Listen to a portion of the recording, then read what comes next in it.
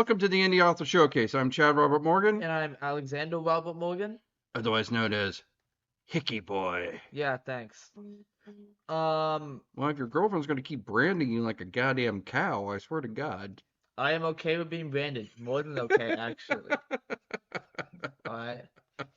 I am more than okay with being branded. It is a good, great time. I recommend it to everyone. Oh, my girlfriend, that's off limits. Sorry.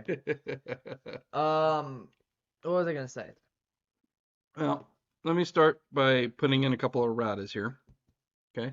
So, previous podcast, um, we were talking about how I was on the Sex and Horror podcast, Wow. and Dicey Grinner had asked me this question about, um, sex with a robot versus a demon versus yada yada yada. Yes, we've been on this. Yes, and you have apparently been on it for some time because Yes. you have extrapolated this to like centaurs, dryads. I mean, you're putting One, we expanded it. Two, it's because this question has been asked to almost everyone I know. It is now a basis for how I judge you as a person, on who you would smash, a demon, vampire.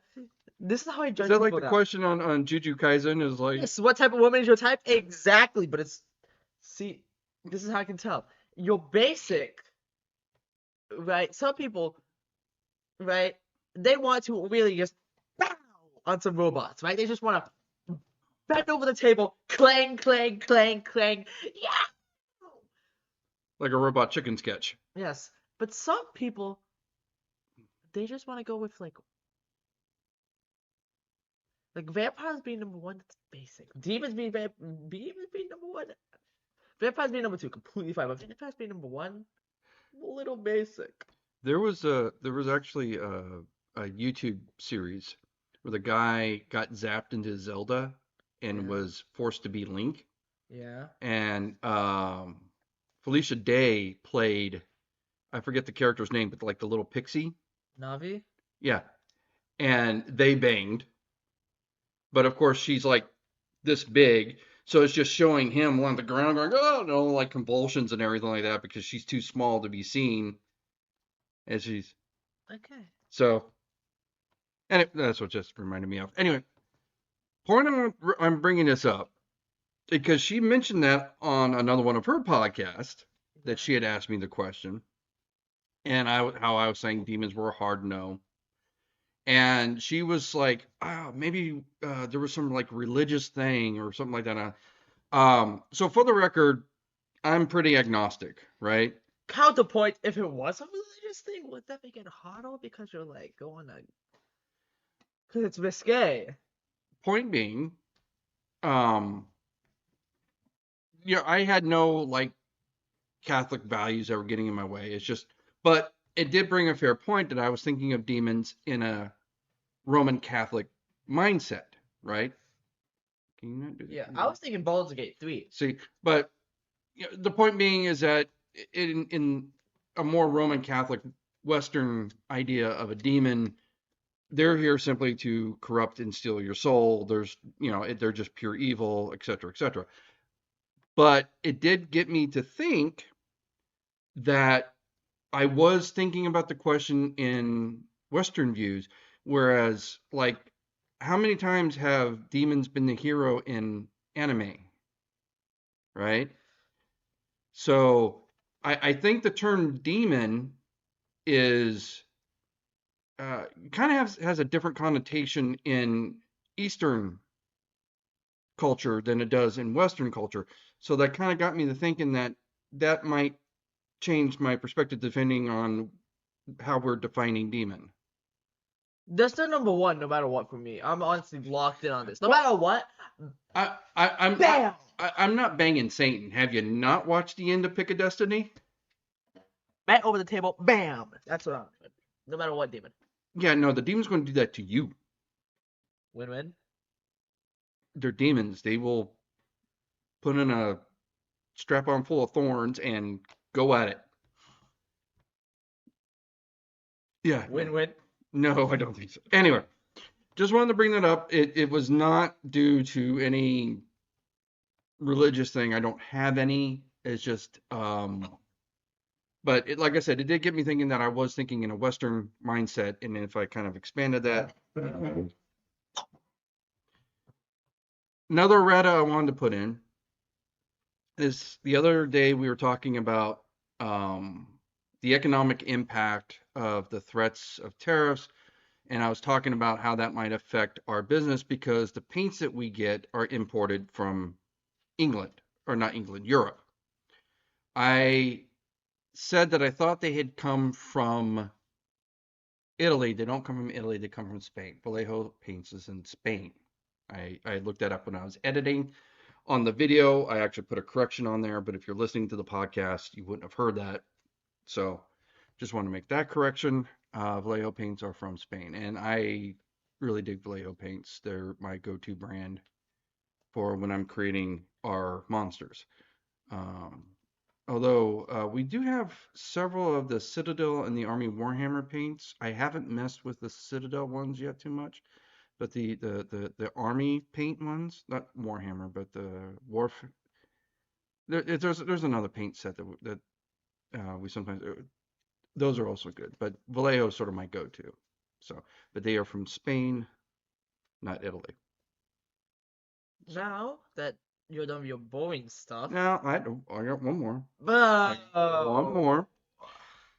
Because so one thing that we do to help market the podcast is I have this program that I subscribe to called Opus Clip, right? They take the podcast and it's an AI program that basically snips it, formats it for Instagram and TikTok, automatically publishes it, and it tries to cut what it thinks are going to be clickbaity, for lack of a better term, right? So when we were talking about the tariffs or the threat of tariffs, the point of that podcast was to talk about the economic impact or the potential economic impact, to be fair. Okay. The goal was not to get deep into the politics, right? We're trying to stay apolitical in this podcast. Not that we don't have political beliefs or biases, but we want to keep them out of the podcast, right? right. Right. Sorry, I'm reading my book. Yeah, you're reading a dictionary. So, but because of the Opus Clip going, snippity snip, there's a couple of those that got quite a few interesting comments, as you can imagine. And I think at one point on one of the TikTok videos, there was actually this whole like comment war between these two guys. They're bitching back and forth at each other and everything like that.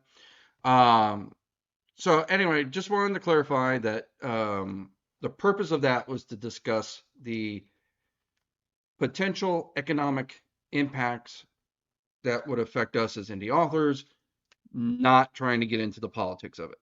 Just wanted to clarify that. Can I get into my more interesting stuff? No. Oh, schmucks. Because I just wanted to tease you with that. I did want to also say that we're probably going to do about 2 more episodes this year, and then we're going to wrap it up for the holidays, and then pick it up again in January. Although, and this is something I think we need to discuss, I am thinking of having a best of in January and actually give Indie Author Showcase awards. What do you think about that? Okay. You like that idea? Yeah. All right. So and now to give us basically the winter break to decide who we're going to give awards to, Right. and then actually have an award to give out. Now on to the more interesting stuff, which is me. First thing you mentioned my book, my dictionary. Yes, you have a dictionary. But this is no ordinary dictionary. No, this is Papa. a freaky dictionary. This is a freaky dictionary because it's French. This is a horror movie waiting to happen. Imagine me walking with 2 friends. We're going back to school from Coffee Bean. I just had half of a file chocolate croissant, right? Chocolate croissant, scrumptious, delectable. We walk to school. We see a hole in the wall. In your school. Well, in the fence, like next to the field. And in that hole in the wall, we find the Korean to French dictionary. This has French words, and next to it is the definition of said French words in Korean. Best part 2, flip to the back. It wasn't just made. It was bought in Korea. So the question is, what's it doing in this hole in the wall? Exactly. Who came to America? Learn Korean so they can learn French via the Korean to French Bible. Not Bible. Dictionary. Maybe it was a Korean person that was moving to the United States and was like, what language did they look? And they were like looking up Canada. And it's like, oh, Montreal, they speak French and everything like that. And then like showed up here in LA. And it's like, oh crap, it's English. I got the wrong one, and was basically chucked it. Counterpoint. Hole in the wall. Maybe it's cursed. It was placed with. So when you reach in the hole in the wall, was it like in Silent Hill 2 where you're like, you know? No, it was more like just, oh, cool. Well, you're taking away from the mystique if you're just like, oh, cool. Yeah, Like if you didn't have to stick your hand into some ungodly abyss in the middle of the wall and risk having your arm ripped off. No, I just kind of grabbed it without a second thought. Well, it's not really that impressive of a story then. But it was still in a hole in the wall. That's kind of cool, right? It's a little weird. It's odd. Like when you say a hole in the wall, was it more like a trash can on the curb? No. Like there was a hole in the wall. And inside the hole, I'm telling you, this is like a Silent Hill 2 puzzle. I think someone was trying to get it. I think someone was trying to solve some like puzzle. Maybe this is part of like some mystery. And it's like it was like part of some like puzzle. And it's like turn the page 332. Maybe somebody was planning a Silent Hill 2 puzzle, and then now James Sutherland comes to Lake Forest and all the fog comes in, and he's going to be trapped in the other world because he can't solve the puzzle because you pulled the damn book out of the hole in the wall. It has been foggy recently.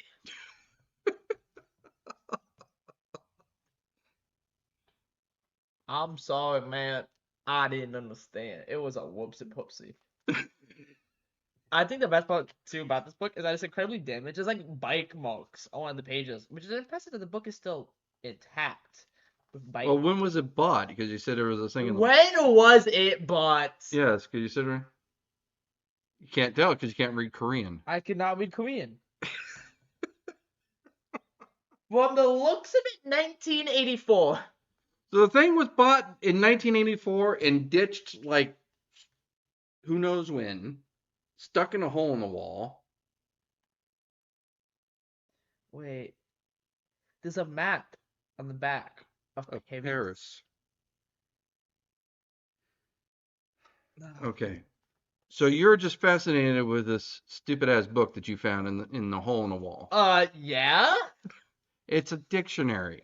The Korean to French dictionary, which I Yes. found on the wall, for someone who wants to learn French but already knows Korean, Yes, that's usually what it's for. which I found in Lake Forest in America. Okay, granted, that is odd, but that's not... How else would I learn such words like eucalyptus or Seriously, you don't know the word eucalyptus? delectable or Are you sure that's the French to Korean dictionary? Because you're saying English words right now. or bigot You're reading English. or bikini You're reading English. Are you sure this is not an English to Korean or dictionary? bejewel Okay, finally, you've... Right, or passion or coalition again, that's English. or lecture. Lecture? Lecture. No, it's a completely different word. Or gaucho. How can you tell? You can't read the definition because the definition's in Korean. Or fulfillment. Filament? Fulfillment. Okay, now you're just making shit up. No, I'm not. Flip through this book real quick. Well, you keep pulling out English words. Anyway, It's French, is it not? can we move on past the mystery dictionary hand it back. and talk about something, relevant. So, club activity for my school, right? How is this relevant? Because it's funny. Okay, I'm giving you a lot of leash on this, but then you're the one that wanted to wrap this up and get to bed. But it's funny. Let's go. So, we need to come up with game theories, right? And what is the classic game theory of all time? Peach is secretly in love with Bowser. Hear me out, right? It makes sense when you think about it for more than 2 seconds. I don't think about it at all. But if you thought about it for more than 2 seconds, it makes sense, right? You're telling me kingdom full of guys, kingdom full of little fellas, militia, they are armed, they have munitions, right? And none of them can hear and or see a giant aircraft bigger than the castle itself, making comical amounts of noise, flying through, sprouting a mechanical hand, and just yoink. Oh, I'm sorry. Are we done talking about nonsense? I'm ignoring you now. Don't we have a book review? For what? The Well, French Korean? huh? Korean, the French dictionary? No. The Oh. book we read. Yeah, the French Korean. No. So you read the book, right? Yeah. You just don't know where you left it. Yeah. My autographed copy. Yeah. Of When Halloween Was Green. Yeah. So you lost my autographed copy. Yeah. Of When Halloween Was Green. Yeah. Mm-hmm. Exactly. Yeah, you better find it. I'll find it. It better be in one piece because you borrowed perennials and didn't exactly come back pristine. So as I was saying, my copy of When Halloween Was Green by Bernard Keith Finnegan, the book I really kind of liked. This is one of the better books I've read. And you don't know where you left it. I misplaced it. So since we don't have the back of the book to read because you don't know where the book is, Holy scrum. why don't you didn't loan it to your girlfriend, did you? No. Why would I do that? I don't know. I thought she kind of was interested in that book. Dude, she's Scottish. Well, I mean, it's next to Ireland. They hate the Irish. Okay, whatever. She seemed interested. Maybe I misread. Whatever. Okay, when Halloween was green, the Irish monsters of old Halloween have returned that the scare is gone from Middle America. With its celebrity-obsessed culture performing glitter, parrot, and princesses, Keith and Benny McCool's frightening haunted house attraction isn't getting the crowds it used to. When the few remaining Halloween enthusiasts start turning up dead, the McCools unearth the source of the problem. Something has awakened from Halloween's distant past. The cultic monsters and legends of old Ireland have discovered modern man has dumbed down every tradition that once protected mortals on the scariest night of the year, and they have plans this Halloween. But Keith and Benny have survived a lifetime of personal demons that possess insider knowledge on every Halloween fright ever devised. When the sun sets on October 31st, the McCools are the only ones who can confront the cultic horrors not witnessed in 2,000 years. This holiday is about to get scary. Fast. Oh yeah, that was my dramatic reading. You're welcome. More. Kiss, kiss. So what did you think of the book? It was good. Story good. Folklore good. Grammar bad. So that actually spurred an episode we did a while back talking about editing. Because I was reading the book. I was really enjoying the story. But yeah, there was times when the justification was off, like it'd be correct and it was off, that it was correct again. There was grammar that was off, missing like quotation marks. The dude really needed a line editor, really. But that aside, the story was really solid. I really enjoyed it. I enjoyed the characters. I enjoyed. The guy's name is Finnegan, so I think he has some interest in Irish lore. But I mean, he was doing deep dives into the Irish lore. origins of Halloween, of the Festival of Samhain and the legends about that and everything like that. So, I mean, this was a really rich book. And I mean, it was not a small book either. It was pretty. I would show you if my son hadn't lost the damn thing. It is a tome. It is like this. It is pretty goddamn thick. It is like this. Not quite that thick, Well, but it's it's like this thick. it's a beefy book. Yeah, it's unironically about this thick. It's a beefy book. It is a lot bigger. Yeah. It's thick and big. So I mean, yeah, no, it is not a light read by any stretch of the imagination. But it is a good, solid book, and I thought it was very well done, very well told. Just the dude needs a line editor. A little bit of the grammar. Run it through Grammarly or something, because it needed it's got the foundations. It needs a fresh coat of paint. It's basically what it boils down to. The story is fine. I wouldn't change a word. Just, maybe add the occasional comma or parentheses or something, like. Right. No, any editing. Yes. Easy. Well, there are two types of editing. There's content editing and there's line editing.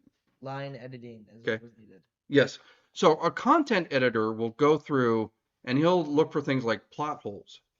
He'll come back with like, hey, this character's not developed enough. Why don't you do this with the character? Or, you're trying to develop this theme, but maybe that would be stronger if you added this or this to the story, that kind of thing. That's a content editor, right? It's almost like a co-pilot to the author in terms of writing the book. A line editor, which is usually what I hire, is basically just making sure that you did all your commas, you're not having misspelled words, or more likely a homonym or a synonym. Sorry, I'm translating everything you say into French real quick. Good Lord. Oh, I need my French. So a good line editor is going to make sure that you're literally crossing all your T's and dotting all your I's. Encoder. So I would not, Mr. Finnegan here does not need a content editor, but he does desperately need a line editor. Desert. As I was saying, Mr. Finnegan doesn't need a content editor, but he is desperately in need of a line editor.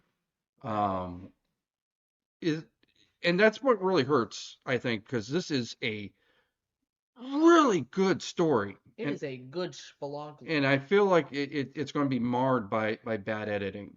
But that's one of the beauties of doing print on demand and being an indie publisher, because he can just run that manuscript through a line editor, re-upload it, and then the next copy, nobody will know.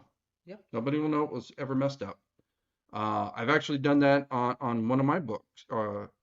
I had actually two of my books. So the first one, The Last Rite, I relied on the computer to edit it, and people came back saying, oh, this is a great story. Kind of like my criticism of When Halloween Was Green. People were saying the same thing about my book. The story was great. The characters were great. But the editing was something to be desired there. There's like an error on every page kind of thing. So we had a friend go through and edit it, and she picked out all the yucky bits. Not the misspelled words, because the computer will catch a misspelled word, but the wrong word. Right. Like if you meant to use T-O instead of T-O-O, right? Mm-hmm. That kind of thing. Right. As an example. So then we cleaned up the book, The Last Rite, and then I re-uploaded it. And then I had her do the first edit of Intergalactic Space Force, and people still found errors in that. So I had somebody else do a second edit, and he caught a bunch of errors. Not as many as the first time, but then we uploaded that. So I'm like, okay, yeah, now, like we talked about this with Scott Campbell. When he was doing his book, he relied on Claude AI to be his editor.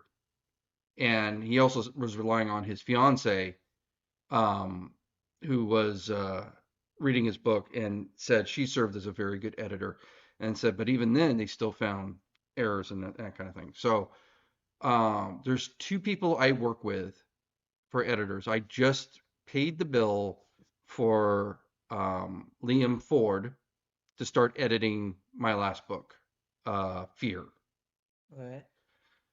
which I may be changing the title, but that's a different story. Um, so he's going to start work on that, and he is expensive as hell, but he is so fucking good. He is excellent. I mean, he edited The Baby Eater, and that earned 4 awards. So I mean, the guy knows what he's doing. Right. Um, but he is expensive. So when I'm doing Intergalactic Space Force or Short Bites, I go with Shannon, who is also very good. Not quite as good as Liam, but very good and way more affordable. I mean, Liam's going to cost me like $1,500. Shannon cost me like $300. Right. So big difference. Big diffy. And Shannon does a pretty good job. But no, this is where I was like really circumspect of what Scott was saying about using Claude AI as an editor, because I've run my thing through automatic editors and found them lacking. I will usually run my stuff through a computer editor like Grammarly or something like that as like a first editing pass. But I've learned the hard way that's not sufficient. That's not enough. Grammarly Pro. I just don't think the computer is on up there yet. Now, I don't care what AI program you throw it at, Pro. it's just not good enough. So Rip. I think I think it's still the one thing that you really need a human being. Have you seen the AI books? The AI books? Yeah, I'll show you that afterwards. Anyways, so yeah, good times. The book solid 9 out of 10. Yeah, no, I would say um, fixes some of his quotation marks and his justifications. That's a 10 out of 10 book right there, I would say. Yes. So excellent book, even though we don't do stars, but that's all right. But excellent, excellent book. And with this, anything we gotta plug? Anything we have to? We always have something to plug. Oh. So start by where can they find us? All of it. All of it. All of it. That makes no sense. The internet being it. Well, where on the internet can they find us? Instagram, Facebook, TikTok. We do Our have. website. We do. Well, okay, thank you. So what is our website? ShopSpectralInc.com. Shop Spectral. It took us forever, but we finally got there. Yes, ShopSpectralInc.com. There are links to our socials at ShopSpectralInc.com. Yeah. There are, if you want to support the podcast, you can buy some of our merch. You can get the t-shirts, you can get the coffee mugs, whatever you want to get. You can buy our books. You can get the merch for our books, t-shirts, coffee mugs, shoes. There's actually a pair of shoes you designed up on the website. Awesome sauce. Yes. You also have a Patreon, patreon.podbean.com/Indie Author Showcase if you want to help support the podcast. And one thing that we haven't really said that we should say at the end of every podcast, the number one thing that you can do to help the podcast, like, share, and subscribe. Oh my God, you're a YouTuber. They say that you actually have to say that in order to remind people to do it. Like, people don't already know to do it unless you say it. Everyone, smash that like button, share this video with your friends, and hit subscribe. There you go. Oh my God. You're now Matt Pat. I don't even say it like that, man. He has some grace, some elegance. Don't disrespect Matt Pat. And he's also centered in the camera, as opposed to you. Don't disrespect Matt Pat like that. He's my goat. Anyways. Hey, we got you like Game Theory gear and you wouldn't wear it. Yeah, I'm not wearing that. You're like, I'm not wearing something from some YouTuber show. I'm sorry. No, no, I'm not wearing that. Sorry. No. But please go to our website and buy our merch. Says the person that doesn't wear YouTuber merch. Yeah. because he's just too cool for that. Lock in, fellas. Buy out Moch.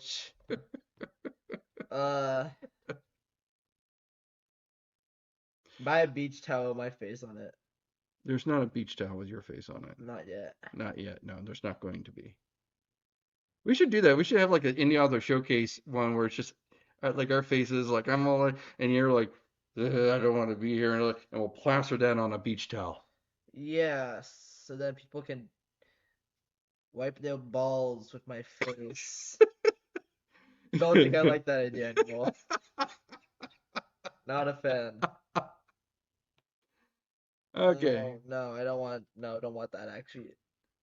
All right. So we got maybe one or two more for this year, and then we are done with 2024. Yeah. We're done with season 1. Oh my god. There's gonna be more. Oh, well, we got to come back with season 2, baby. We're popular. We got a whole like 3 people watching the show now. I was gonna be popular if they put me on Live Leak. And with that, we'll see you next week.